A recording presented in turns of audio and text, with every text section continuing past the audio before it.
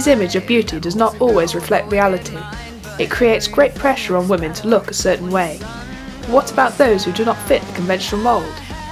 I investigate the world of alternative modelling to find out if it is more accepting, what makes a true alternative model, and if anyone, even myself, can be one.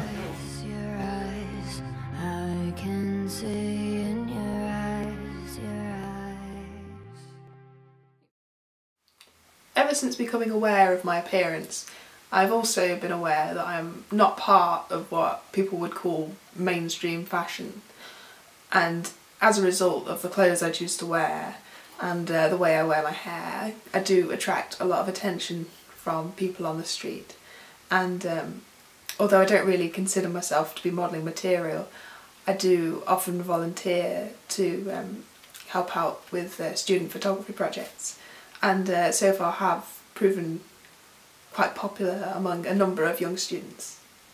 For my photography project, I need someone that looked, well, a lot more different than everyone else, because everyone that I know, although a lot of them are my friends admittedly, they're all the same kind of person and sort of clothes that they wear and how they wear their hair, and it's just really samey, and it's like sort of trying to pick out a clone out of everyone else. And with you, one of the reasons I did pick you was because of the fact that you've got all this sort of bright coloured hair and you're taller than a lot of the other girls that I know.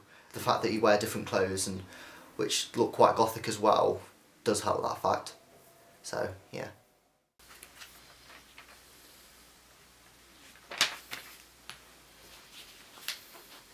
One thing I tend to notice with mainstream models is that they go from the one extreme to the other.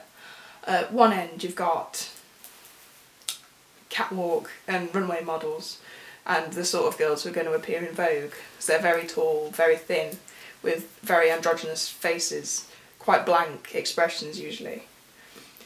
And then you have the girls in the middle, catalogue models, who are supposed to represent, you know, the average woman.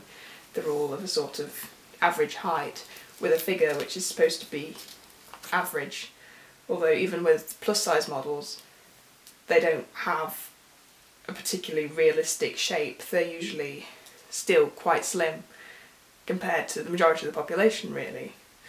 And then at the other end of the spectrum you have glamour models who are very voluptuous, and them again they've all got the same sort of face, which is supposed to be stereotypically attractive to men because that is basically their job. They're selling their body to a male audience rather than selling a product.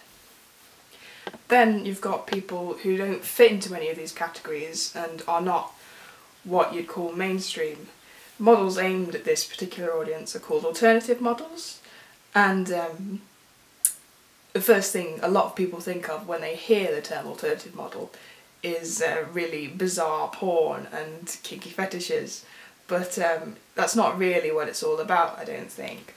Although the alternative community in itself may be a lot more accepting and open about issues such as sexuality, it's more about expressing yourself and being who you are rather than following the crowd and being a sheep.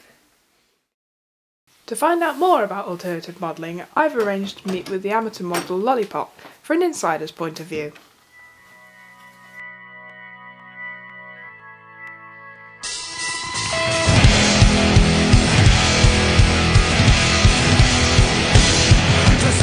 I'm Lollipop, I'm 19 and I'm a student. I've been modelling for about a year and a half-ish, and I started because my boyfriend's sister's an alternative model and she basically dragged me along to loads of shoots. Promote myself through Facebook, Model Mayhem, Pure Storm, and that's about it.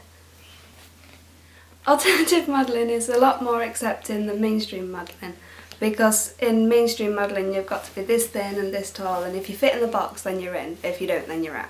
But in alternative modelling, if you can be whatever you want, do whatever you want, wear whatever you want, and it's pretty much what they're looking for.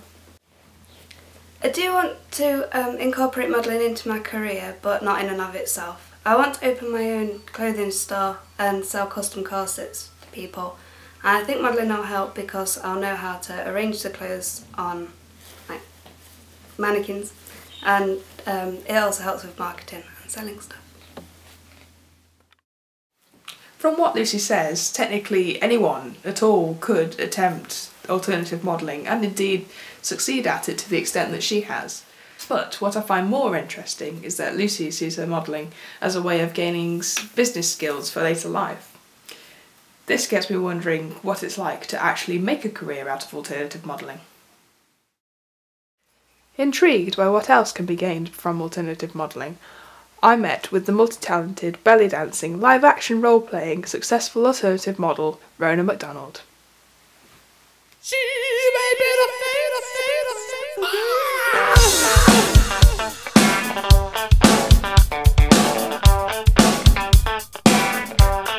Hiya, my name's Rona Jane MacDonald, but my modelling alias is Captain Maximus Ron.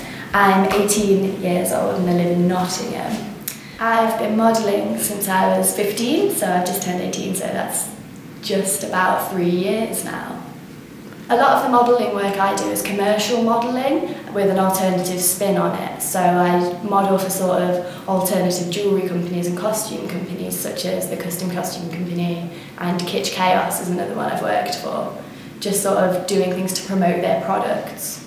For me personally, I find alternative modelling to be a lot more accepting and easier for me to be involved with because of my height and my weird hair. A lot of professional sort of agencies and mainstream companies, I'm not really what they're looking for, but I love modelling, I love being in front of the camera, I love doing runway and catwalk, and the alternative scene likes people who are different. It likes people from sort of all areas who have a quirk or who have a difference about them, whereas mainstream modelling kind of wants everyone to be the same sort of canvas, and I'm not really into being the same kind of canvas as someone else. Having spoken to a number of models now, I've decided that I'd quite like to give modelling a go myself. So I've contacted a photographer based in Stafford, and he's agreed to take me on, and we're doing a sport shoot together on Saturday.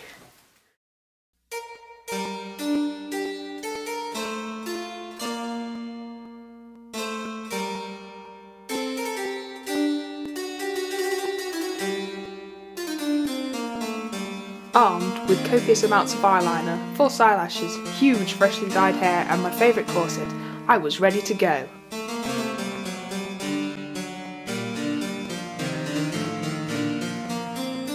I met Simon at Stafford Station and we got to work.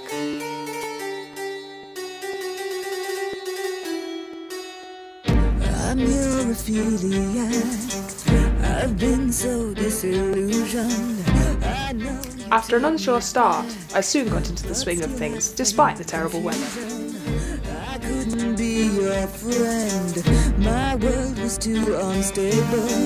You might have seen the end, but you were never able to keep me breathing as the water rises up again.